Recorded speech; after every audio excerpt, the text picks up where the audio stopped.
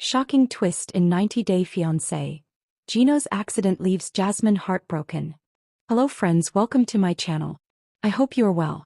Please subscribe the channel and press the bell icon. A morning that changed everything. It was supposed to be just another quiet Tuesday morning in Gino Palazzolo's suburban Michigan neighborhood. The air smelled faintly of last night's rain, and the sun was fighting through a thin layer of clouds.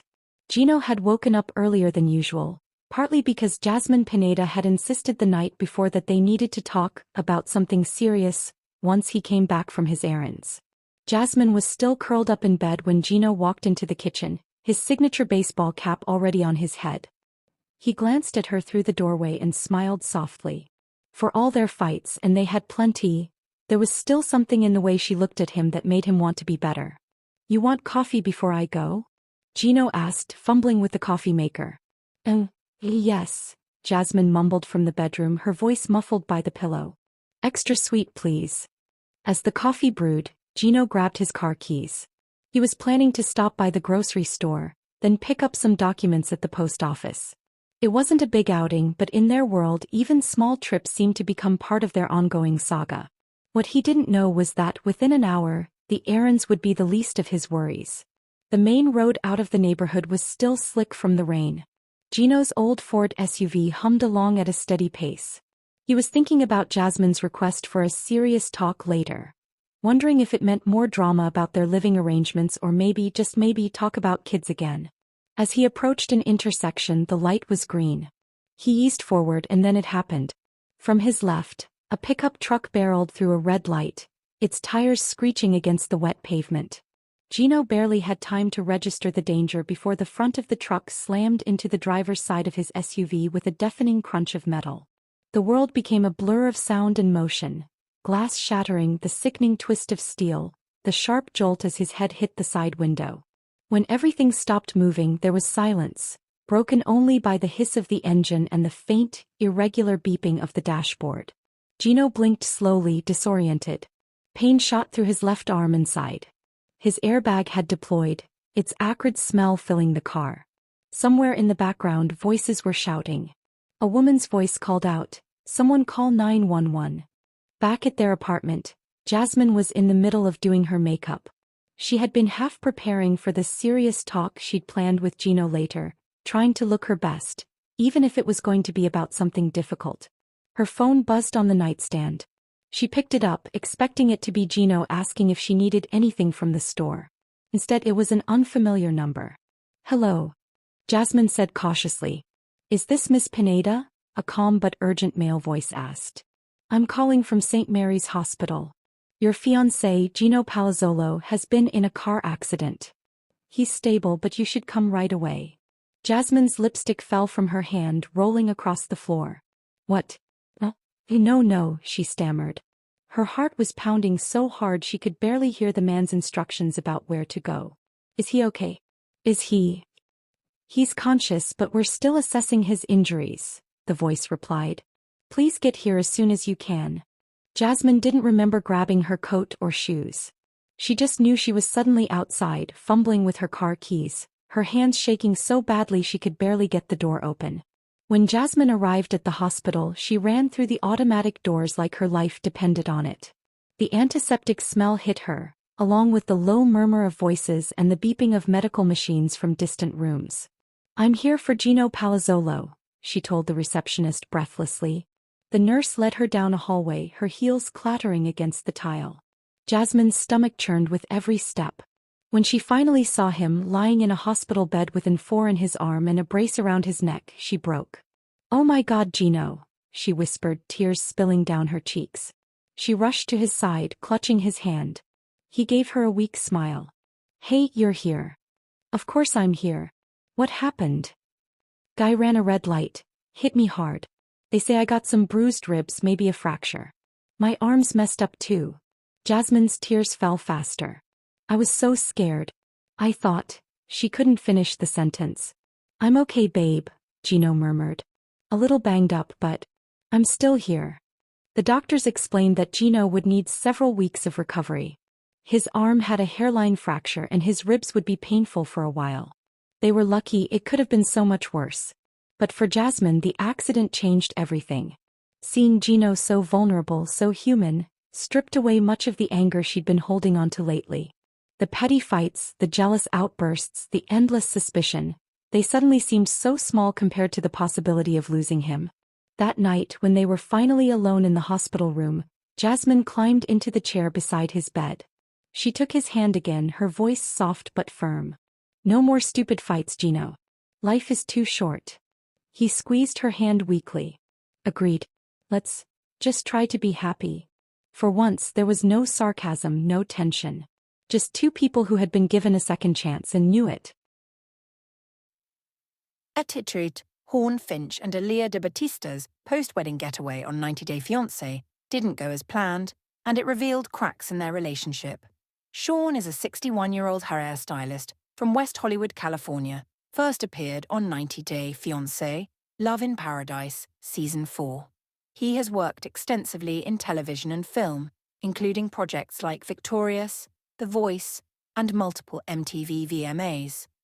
Aliyia is originally from Rio de Janeiro, Brazil, and was assigned male at birth.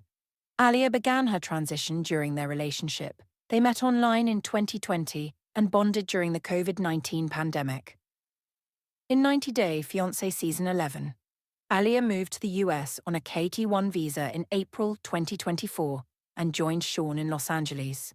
Their relationship continued to face challenges, including a 36-year age gap, Sean's difficulty adjusting to Aliyya's transition, and the complexities of their open relationship.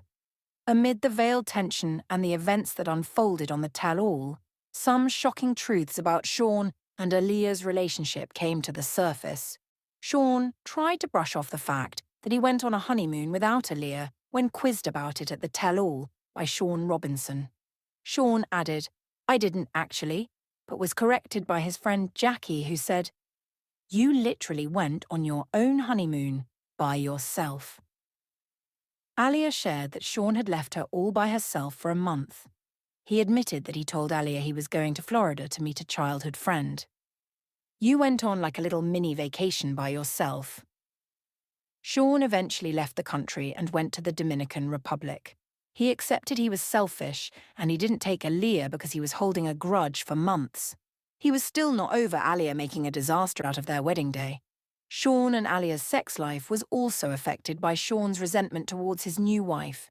They had been intimate just twice.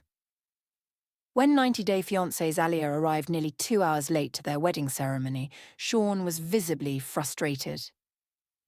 He'd spent the day worried about his injured mother and concerned about guests standing in extreme heat.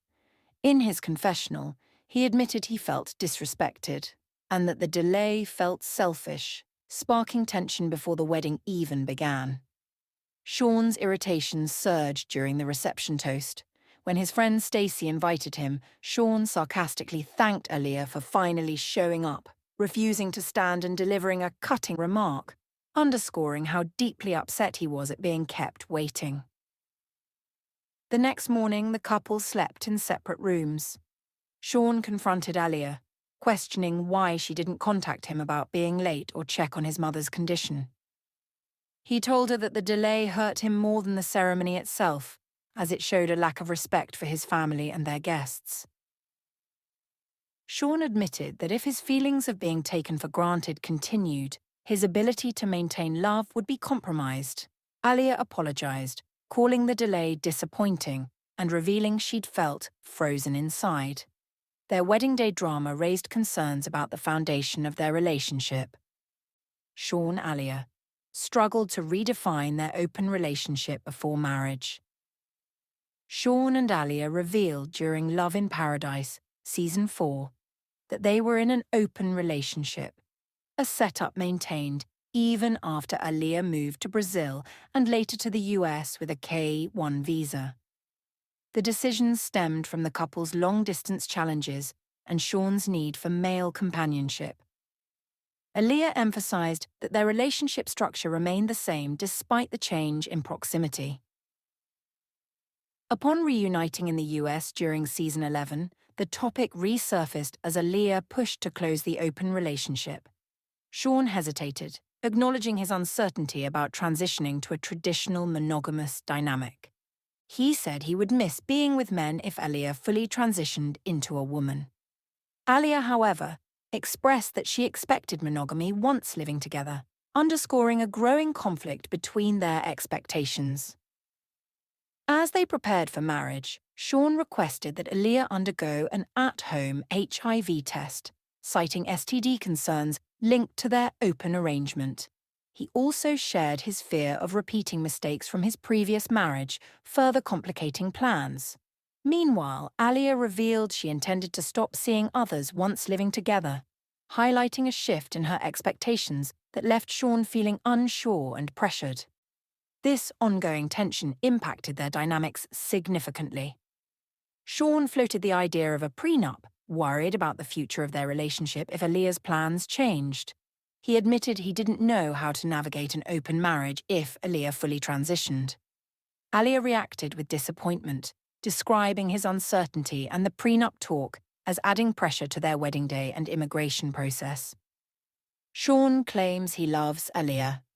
Sean is not attracted to her physically. Sean and Aliyia both had an open marriage, but she was in the middle of her transition and wasn't acting on it. Aliyia felt like they had lost the sexual connection between them since she transitioned. She knew that Sean liked masculine bodies, and since her body was changing, she didn't feel attracted or wanted. Aliyia cried as she confessed her love language was physical touch and wasn't getting it. Well, the person that I originally fell in love with isn't next to me anymore. Sean told the cast that he didn't know if he found Aliyia physically attractive, but his actions spoke louder than words. Sean Robinson asked the Los Angeles resident if he was in love with Aliyia. He said he was, and I was going to be there for Aliyia forever. He seemed to promise her that he was going to figure life out with her and do it together, even if it meant they wouldn't stay married to each other. Sean promised to take Aliyia to a honeymoon. Sean and Aliyia seemed to be headed for divorce. Sean also used the tell-all stage to apologize to Aliyia for being mean and grumpy to her at the wedding. The cast suggested Sean and Aliyia could do a redo of the day, the right way. Aliyia told the cameras it was hard for her to talk about their relationship, but because she did, she felt confident about getting to speak up for herself. She revealed her biggest worry was Sean not liking her body anymore. Eventually, Sean met up with the producers after the reunion was done filming. He said he was immediately going to take Aliyia on the honeymoon they never had. He joked that his 90-day fiancé partner would soon be frolicking next to him in an itty-bitty, teeny-weeny bikini. It remains to be seen if Sean lives up to his promise and keeps Aliyia happy even if the marriage ends in a divorce. 90-Day Fiancé. Happily Ever After? Season 9 premieres Sunday, July 6, 2025 at 8 p.m. EDT on TLC. Car.